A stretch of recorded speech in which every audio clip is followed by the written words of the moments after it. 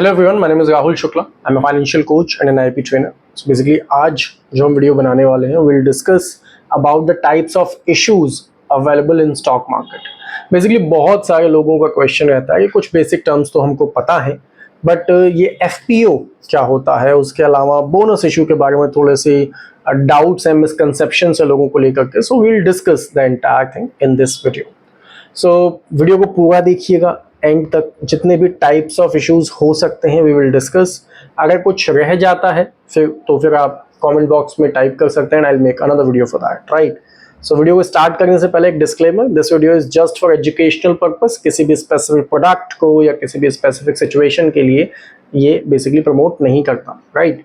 चलिए so start करते हैं आज का वीडियो। तो टाइप्स ऑफ इश्यूज में सबसे पहले आते हैं पब्लिक इश्यूज।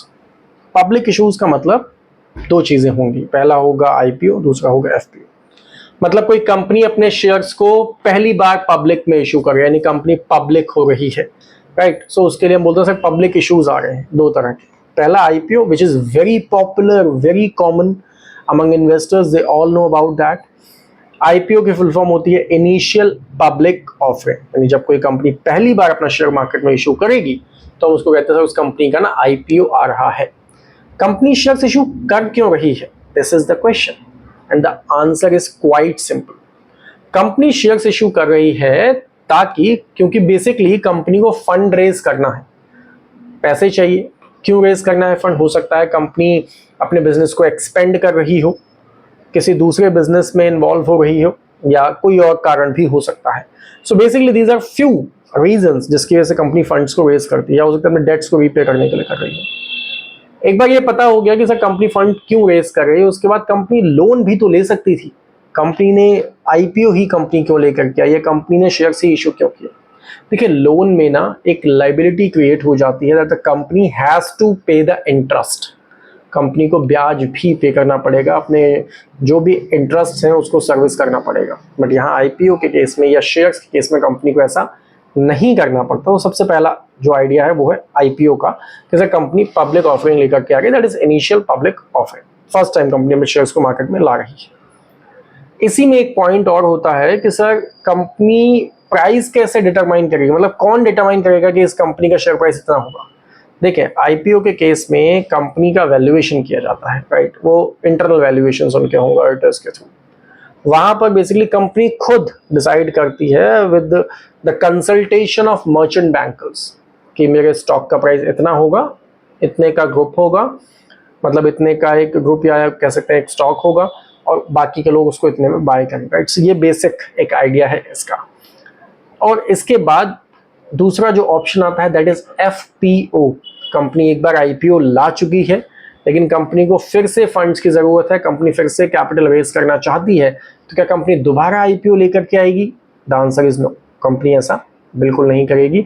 सिंपल सा आइडिया है, कंपनी अब एफपीओ लेकर के आएगी। इसका एक एग्जांपल वैसे तो काफी है, उसका एक छोटा सा एग्जांपल जो मुझे बहुत पुराना याद है दैट इज रुचि सोया। रुचि सोया का जो एफपीओ है वो मार्केट में एक बार आया था, राइट। सो ये फॉलो ऑन पब्लिक ऑफरिंग। इसके बाद आता है पोस्ट इशू मार्केट, यानी आईपीओ एफपीओ में कंपनी एक बार शेयर्स लिस्ट हो गए आईपीओ के केस में। अब आता है पोस्ट इशू मार्केट, यानी जो सेकेंडरी मार्केट भी जिसको हम कहते हैं। मैं ऑलरेडी एक वीडियो प्राइमरी और सेकेंडरी मार्केट को लेकर के बना चुका हूं, मैं उसका जो लिंक है वो यहाँ ऊपर आई बटन में आपको दे दूंगा, आप वहां से जाके भी उस वीडियो को देख सकते हैं। सो पोस्ट इशू मार्केट या सेकेंडरी मार्केट में बेसिकली टाइप्स ऑफ इशू आता है। पहला that is rights issue. Rights issue क्या है? कंपनी को कुछ एक थोड़ा बहुत फंड रेज करना है। कंपनी ना तो लोन ले रही है, ना उसका मन है लोन लेकर, ना ही वो आईपीओ ला गई, इतना बड़ी फंड की जरूरत नहीं है। कंपनी कहती है, एक अनाउंसमेंट करती है कंपनी इंटरनली अपने एग्जिस्टिंग शेयर होल्डर्स के साथ कि सर देखो, हम आपको इतने नंबर ऑफ शेयर्स इस प्राइस पे सेल कर रहे हैं, if you want you can buy it, you have the right for that, right. Obligation नहीं है, चाहो तो खरीदो, चाहो तो मत खरीदो।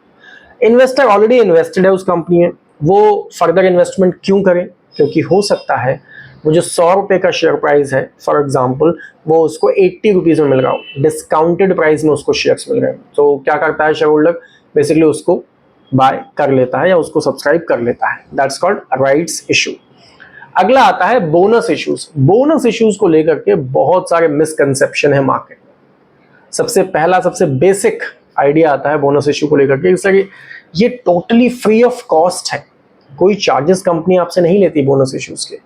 मान लीजिए कंपनी ने अनाउंस किया 1:1 का बोनस, यानी कि जितने शेयर होल्डर्स जिसके पास भी एक शेयर है हम उसको एक शेयर और फ्री में देंगे। फॉर एग्जाम्पल कंपनी का मार्केट प्राइस चल रहा है 100 रुपए, कंपनी ने 1:1 का रेशियो कर दिया, सो जिसके पास एक शेयर थे उसके पास अब कितने शेयर हो गए, 2 शेयर, लेकिन उसका इन्वेस्टमेंट कितना था, 100 रुपीज का, अब उसका इन्वेस्टमेंट कितना है, सेम 100 रुपीज का, यानी कि उसकी जो मार्केट वैल्यू है वो आधी हो जाएगी उस प्राइस से। उसका जो शेयर प्राइस बेसिकली जो इन्वेस्टमेंट का अमाउंट है वो उतना ही रहेगा, मार्केट वैल्यू आधी हो जाएगी। बहुत सारे लोग ऐसा कहते हैं कि सर हमने बोनस इशू हमारा आया, सर हमने 100 शेयर खरीदे थे एबीसी लिमिटेड के, बोनस इशू आया सर, 10,000 इन्वेस्टेड थे, शेयर्स तो हमारे पास सर 100 की जगह 200 हो गए, लेकिन जो प्राइस की वैल्यूएशन थी वो 10,000 रुपए ही गई, अब वो सर शेयर 50 रुपए का हो गया है, फॉर एग्जांपल 100 का था 50 का बचा है, तो ये तो सर कंपनी खराब है, सर बेकार कंपनी है। नहीं नहीं नहीं, ऐसा नहीं है, ध्यान से सुनिए। डिमांड एंड सप्लाई का बहुत बेसिक इकोनॉमिक्स की अंडरस्टैंडिंग है यहाँ पे। जैसे ही कोई कंपनी बोनस लेकर के आती है उसका शेयर का प्राइस आधा हो गया मार्केट प्राइस, अब क्योंकि आधा हो गया तो जो लोग शेयर्स को बाय नहीं कर पा रहे थे, now they can buy it, so ultimately the demand will increase gradually, और जैसे ही डिमांड बढ़ेगी उसके सप्लाई में प्रॉब्लम होगी एंड उसका प्राइस ग्रेजुअली बढ़ेगा। सो अभी आप ये समझिए कि किस तरह से बेहतर रिटर्न्स आपको वो दे करके जाएगा वैल्यू एप्रिसिएशन में। सो बोनस इशू इसलिए काफ़ी यूजफुल है और ये काफ़ी ज़्यादा बेनिफिशियल भी होता है।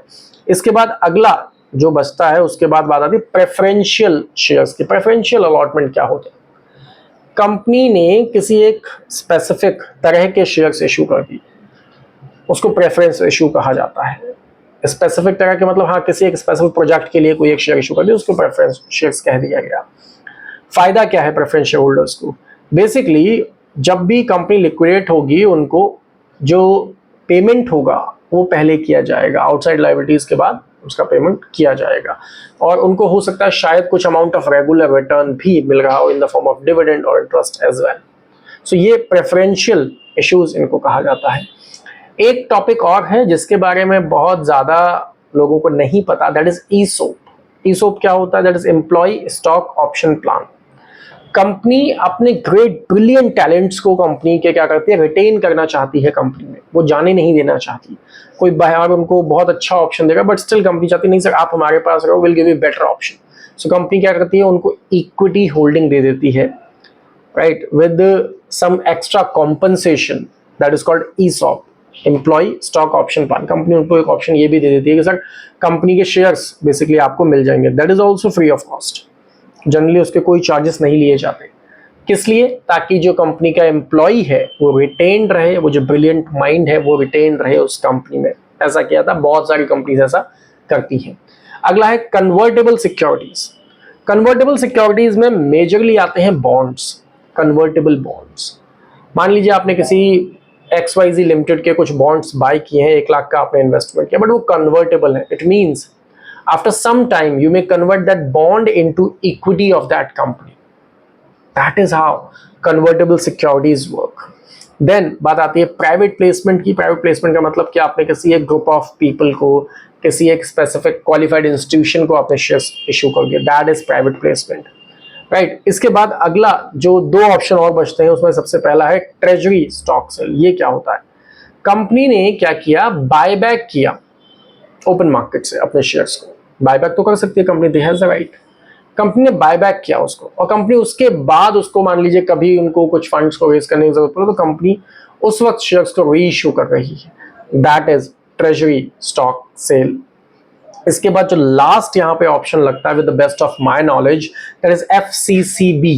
ये क्या होता है, फॉरेन करेंसी कन्वर्टेबल बॉन्ड्स। यहाँ पे कंपनी जो क्या कर रही है वो फॉरेन करेंसीज में बेसिकली जो बॉन्ड्स हैं वो इशू कर रहे हैं, which can be converted into shares. Company के स्टॉक्स में उसको कन्वर्ट किया जा सकता है। कंपनी क्यों कर रही है उसको issue, the reason, the major reason behind that is sir company को फॉरेन करेंसीज चाहिए, उसमें डेट और इक्विटी का कंबाइंड जो कॉम्बिनेशन होता है वो काफी बेहतर रहता है। सो ये कुछ टाइप्स ऑफ, लगभग 10 टाइप्स ऑफ इशू मैंने जो है वो आपको बताने की कोशिश की है। डेफिनेटली ये वीडियो आपके लिए हेल्पफुल रहेगा। अगर ये आपको हेल्प करता है so please hit the like button, and अगर आप चैनल पे नए हैं सो प्लीज़ सब्सक्राइब इट, क्योंकि मैं लगभग हर 2 दिन बाद कोशिश करता हूँ ज़्यादा से ज़्यादा 2 या 3 वीडियोस में बना के, एक बार में तो नहीं पर हाँ लगभग डाल सकूँ, जिससे कि ज़्यादा से ज़्यादा लोगों को इसका बेनिफिट मिल सके। राइट, मैं बहुत जल्द एक NISM 5A एग्ज़ाम की सीरीज़ भी लाने वाला हूँ, जिससे कि जो NISM 5A का एग्ज़ाम है वो आसानी से लोग दे सकें, और उस पर प्रॉपर सोल्यूशन के साथ मैं आपको चीज़ें दे करके जाऊँगा। राइट, सो आज के लिए बस इतना ही। Thank you so much for that.